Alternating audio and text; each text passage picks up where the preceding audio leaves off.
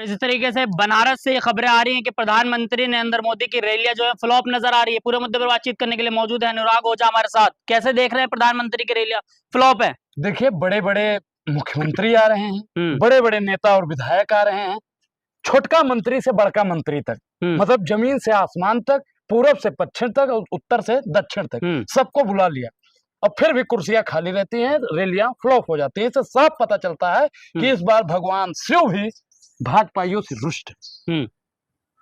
लेकिन जहां आप ये कह रहे हैं कि तमाम मंत्री, वहीं विदेश मंत्री भी आए प्रचार में, तमाम लोग जुटाने के बाद मोदी जी की रैली अगर खाली है, फिर भी प्रधानमंत्री कह रहे हैं अब की बार 400 पार। 400 पार नहीं, इस बार 400 हार होगा, क्योंकि जब बनारस ये हार रहे हैं, अयोध्या ये हार रहे हैं, मथुरा ये हार रहे हैं, जितने भी धार्मिक स्थल पर ये लोग राजनीति करते थे सब सीटों पर ये हार रहे हैं। और इस बार इंडिया अलायंस की सरकार 350 पार होने जा रही है। भाजपा भगाओ देश बचाओ वाला नारा पूरे देश में लागू हो गया। देश का प्रधानमंत्री हार रहे हैं। बिल्कुल, प्रधानमंत्री। एक चीज बताइए भाई, जब रैलियां खाली हैं, कुर्सियां खाली हैं, तो आप वोट डालने जाएंगे वहां पे? दिल्ली से आप जा रहे हैं? लोग कह रहे दिल में बसते हैं प्रधानमंत्री। आपके दिल में बसे? दिखाइए दिल, खोलिए खोलिए इसको, फाड़िए सीने को अपने। नहीं, मेरे दिल में नहीं बसते, और मेरे देश में और भी तो लोग हैं। 140 करोड़ लोगों की जनता है। नहीं भाई, देखिए, हम लोग सनातनी हैं, हमारे दिल में भगवान बसते हैं। मोदी हमारे सनातनी भाइयों के दिल में नहीं बसते हैं। मोदी जी 14 में बसे, 19 में बसे, अब 24 में बसने वाले नहीं। अब इनको थैला उठा के चल देना चाहिए, बस इतना कह रहे हैं। वहाँ इतना खूबसूरत बनाया है। अभी आपने देखा होगा कि अजय राय जी एक वीडियो उनके साथ में, अजीत अंजुम जी के साथ में थी, कि दिखा रहे थे कंकाल तैर रहा था। अब आप बताइए कि कौन सा कॉरिडोर बना दिया है उन्होंने? सिर्फ और सिर्फ उन्होंने जो मतलब साफ सफाई थोड़ा किया है, वो भी राजनीति के लिए, और कितना वहां पे तोड़ फोड़ के वो बनाया गया है। अभी भी आपने देखा होगा कि अंदर मतलब कंकाल और बहुत कुछ चीजें, बहुत वगैरह वगैरह चीजें पड़ी हैं, लेकिन उससे जनता जान चुकी है, सब कुछ जनता के सामने है। और इस बार प्रधानमंत्री नरेंद्र मोदी की जमानत जब्त होने वाली है। प्रधानमंत्री की जमानत जब्त होगी। 4 तारीख को मिलेंगे अनुराग ओझा से भी मिलिए, और प्रधानमंत्री नरेंद्र मोदी के लोकसभा सीट पर भी जाइए। अच्छा, और देश का माहौल भी उस दिन देखिएगा।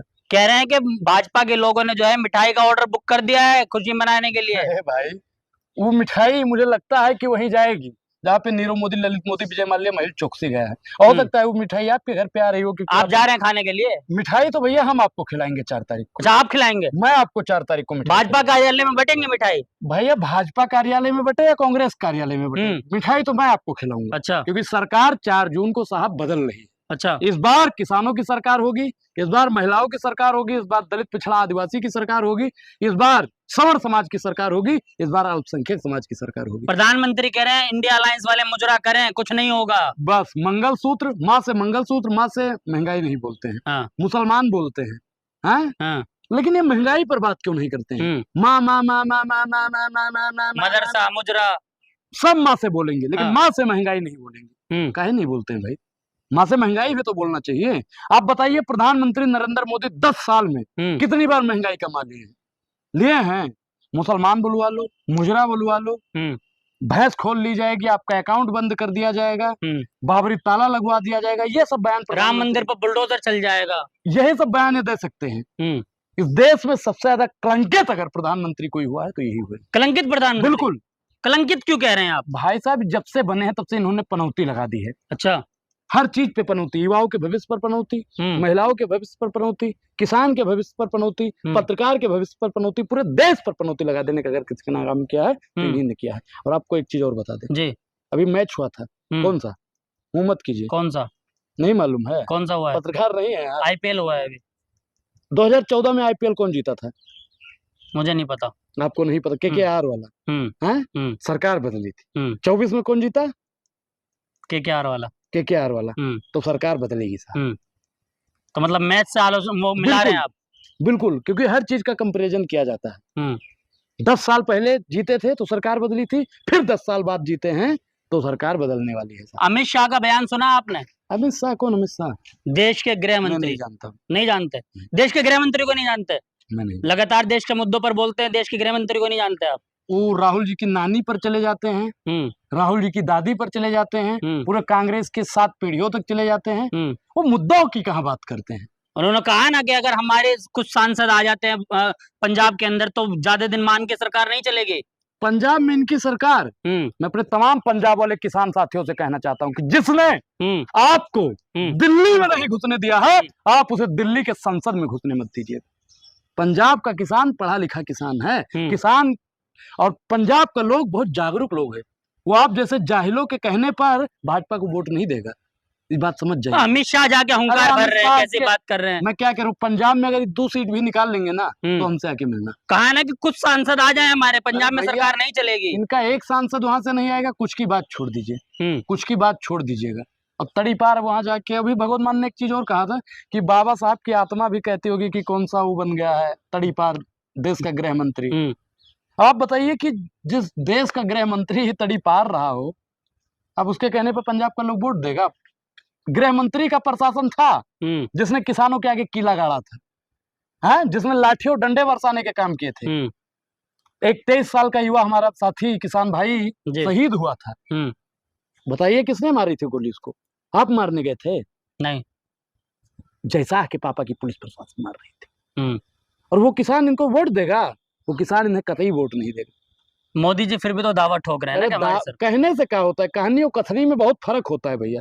बाकी हाथ कंगन को आरती क्या और पढ़े लिखे को फारसी क्या, आपके बातों ये बात आपको समझ में नहीं आएगी। लेकिन किसान समाज का लोग बहुत जागरूक लोग है और पंजाब का किसान बहुत जागरूक है। वो 1 तारीख को इनका हर एक जुर्म का जवाब देगा। अच्छा, एक सवाल ये है कि प्रधानमंत्री जिस सीट से चुनाव लड़ते हैं वहां पर 32 लोगों का नामांकन जो है वो रद्द कर दिया गया। ये डर है, ये डर है। एक एक चीज, एक एक लोगों का नामांकन रद्द किया जा रहा है। वो एक कॉमेडियन भी था, उसका भी रद्द कर दिया गया। इससे मतलब साफ पता चलता है कि प्रधानमंत्री अगर वो लोग लड़ते हैं ना तो मुझे लगता है कि 150 वोट भी मोदी जी को नहीं आता। 150 वोट भी 150 वोट नहीं आता।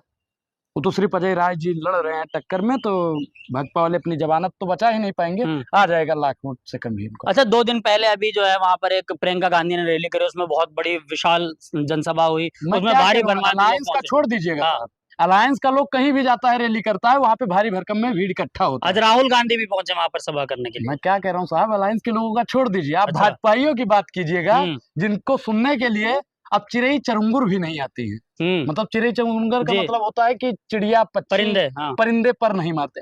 कुर्सियां खाली हैं, प्रधानमंत्री जी भी खामोश, ये क्या हो रहा है, मतलब कंफ्यूज हो जाते हैं। अच्छा, और इनका फ्यूज बनारस की जनता इस बार उड़ा देगी। प्रधानमंत्री तो अपने आप को कहते हैं कि मतलब मेरे 70 साल के बुजुर्गों में आपका बेटा नहीं, वो एक चीज और बोला है प्रधानमंत्री जी, वो भी बताइए आप। प्रधानमंत्री नरेंद्र मोदी जी ने कहा कि जो अन्न खाता है वो हमको आशीर्वाद देता है। तो अनुराग ओझा कैसे देख रहे हैं 6 चरण के चुनाव में जो कुछ हुआ, यानी कि 1 चरण की वोटिंग बची है, प्रधानमंत्री कह रहे पंजाब पे थे आप?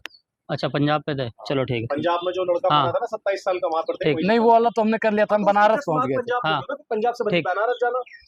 तो पंजाब में क्या माहौल लग रहा है? पंजाब में इस बार गठबंधन जीत रहा है वहां पे, और भाजपा को वहां की जनता बिल्कुल दुत्कार चुकी है। और रही बात बनारस की, तो बनारस में भी इनकी जमानत जब्त, पंजाब में जमानत जब्त, यूपी में 80 की 80 सीटों पर जमानत जब्त, दिल्ली में 7 की 7 सीटों पर जमानत जब्त, इनकी हर जगह इस बार जमानत जब्त होती नजर आ रही है। अच्छा, लेकिन प्रधानमंत्री जी ये कह रहे हैं अब की बार 400 पार, उसको कैसे देख रहे हैं? देखिए, 400 पार कहने से कुछ नहीं होता है, 400 पार इंडिया अलायंस का हो जाएगा। भाजपा वाला कह रहा है ना, रातों रात खेला होता है भाई राजनीति में, और कभी भी खेला हो सकता है। तो मिठाई खाएंगे? मिठाई तो हम आपको खिलाएंगे। आप खिलाएंगे? बिल्कुल, आपको हम इंडिया अलायंस की जीत की मिठाई, बिल्कुल इंडिया अलायंस की जीत की मिठाई हम आपको 4 तारीख को खिलाएंगे। और अपने तमाम दर्शकों को भी बताना चाहते हैं कि आप लोग भी मिठाई खाइएगा, हम आपको मिठाई खिलाने की कोशिश करते रहेंगे। प्रधानमंत्री पहले 18 घंटे काम करते थे, अब 24 घंटे काम कर रहे हैं प्रचार में लगे हुए हैं। भैया महाराज बेड़ा गर्क, 18 घंटा काम किया तो हमारा पैंट शर्ट सब उतरवा दिया, अब 24 घंटा काम कर रहा है, कच्छा भी उतरवा देगा यार। बड़ी बात कह रहे हैं कैमरे पे। भाई हमने कभी छोटी बात की ही नहीं। अच्छा, हम हमेशा बड़ी बात ही करते हैं, क्योंकि बड़े लोगों के लिए बड़ी बात ही क्या है। मोदी जी कहते हैं ना हम बड़े आदमी हैं, 56 इंच की छाती। और राशन कह रहे, एक चीज इनका और वायरल हो रहा था, कहते कि जो राशन खाता है वो पुण्य देता है, मतलब आशीर्वाद देता है, और जो वोट नहीं देगा उसको पाप लगेगा। अब पुण्य और पाप का भी सौदा करने लगे हैं जी। तो आप भी राशन खाते हैं? भैया ना हम इनका राशन खाते हैं, ना हम इनका शौचालय लिए हैं, ना इनका हम आवास लिए हैं। प्रधानमंत्री नरेंद्र मोदी जी हमारी लिस्ट निकलवा लें, अगर हमें प्रधानमंत्री नरेंद्र मोदी की कोई भी योजना का लाभ मिला हो तो मुझे बताइए। आपको 543 सीटों में जो सबसे हॉट सीट है जिससे प्रधानमंत्री खुद चुनाव लड़ रहे हैं, जमानत जब्त हो रहा है। जमानत जब्त का मतलब जब्त, प्रधानमंत्री कैसे प्रधानमंत्री का भी जमानत जब्त होगा। मथुरा वाली वो है ना जो गेहूं काट रही थी, अच्छा, हेमा मालिनी जी, उनका भी जमानत जब्त होगा। अच्छा, और मेरठ वाले अरुण गोविल जी का भी जमानत जब्त होगा। कंगना रनौत भी चुनाव लड़ रही अरे है। भाई मंडी का तो जमानत इनका उसी दिन जब्त हो गया था जिस दिन इन्होंने नामांकन किया था, क्योंकि इन्होंने इतना अपमान लोगों का कर रखा है। 2014 में देश आजाद हुआ, मोदी जी भगवान राम के अंश हैं, तो मतलब इन लोगों का जो इजूल फिजूल का बयान है, अब जनता इनको धुतकार चुकी है, जनता सब जानती है। इस बार जनता इंडिया अलायंस को जिताएगी और तमाम उन योजनाओं का लाभ उठाएगी जो आदरणीय राहुल गांधी जी ने वादा किया। लेकिन राहुल गांधी जहां मेहनत कर रहे हैं, प्रधानमंत्री भी तो मेहनत कर रहे हैं, मतलब जमानत जब्त कैसे कह रहे हैं? आपने कौन सा आंकड़ा लगाया जमानत जब्त होगी? आप बताइए कि यूपी में इनकी कितनी सीटें जीते हैं? 63 सीट। 63 से ज्यादा जाएंगे जी, 63 से भी इनकी सीट घट रही है। डबल इंजन की सरकार है, मतलब इंजन खराब होता है तभी डबल इंजन की जरूरत पड़ती है। अच्छा, आपने एक चीज देखा होगा, जब कार खराब हो जाती होगी तो दूसरी कार खींचने के लिए स्टेपनी की जरूरत होती है। स्टेपनी समझते हैं ना? जी जी। तो क्या एक इंजन खराब है जो दूसरा इंजन की स्टेपनी लगी है? डबल इंजन का मतलब है कि वहां पर केंद्र में भी सरकार है और डबल इंजन की सरकार, दो लोगों का व्यापार, दो खरीद रहा है, दो बेच रहा है। अच्छा भाई एक चीज और बता दें, बहुत सटीक बात है, बहुत महीन बात। जी बताइए। पहले गंगा माँ ने बुलाया, बाद में गोमती माँ ने बुलाया। हम तो कहते हैं साहब, अहमदाबाद से आपकी बीवी बुला रही है, आप वहीं चलिए। आप फिर परिवार पर चले गए। अच्छा, परिवार पर वो परिवारवाद कर रहे हैं। मोदी जी परिवारवाद पर जब चर्चा करते हैं तब आप लोग उन पर बात नहीं करते हैं। उनका परिवारवाद है और इनका परिवार पर नहीं जाना चाहिए। तो 140 करोड़ की जनता भी तो परिवार है इनका। परिवार नहीं भाई साहब, इन्होंने सिर्फ और सिर्फ झुंझुना पकड़ा दिया 140 करोड़ लोगों को। आप बताइए, किसान इनके परिवार में आता है? नहीं आता है। युवा इनके परिवार में आता है? क्यों? किसान क्यों नहीं आता है? किसान आता है तो पंजाब के किसानों के आगे क्या किया था? मोदी जी ने बड़े बड़े बोर्ड लगवाए, फर्क साफ है। किसान को सम्मान निधि योजना के तहत फर्क साफ है। हाँ, किसानों को डंडे मरवाए, फर्क साफ है। युवाओं को डंडे मरवाए, फर्क साफ है। कि मणिपुर की महिलाओं के साथ में जो दुष्कर्म हुआ उसका जिम्मेदारी लेंगे मोदी जी? बताइए, जो दलित के ऊपर पेशाब किया गया उसकी जिम्मेदारी लेंगे मोदी जी? मत कीजिए, बोलिए, इसका जवाब दीजिए। देश के नागरिक कह रहे हैं कुछ भी कर लीजिए, आएगा मोदी। रोड पर नहीं, रोड पर, देश की गद्दी पर। देश की गद्दी पर तो भैया देखते हैं कौन बैठता है। राख हौसला और मंजर भी आएगा, 4 जून तक सब्र करो। 4 जून को मिलेंगे। 4 जून को मिलेंगे। अपने दावे पर टिके रहिएगा। भाई साहब, मैं कह रहा हूँ इंडिया अलायंस की सरकार बन रही है। 4 जून को आपसे हम बातचीत करेंगे, बाकी जनता मालिक। चलिए, बहुत बहुत शुक्रिया। हमारे साथ अनुराग हो जाते हैं। ये कह रहे हैं कि प्रधानमंत्री की जबानें जब्त हो रही है उस सीट से जहां से 10 साल से सांसद और देश के प्रधानमंत्री की जबानें जब्त होगी। क्या होगा 4 जून को जब फैसला आएगा? किसके सर पर होगा इस बार पीएम का ताज और कौन करेगा देश पर राज? आपकी राय क्या है? अपनी राय जरूर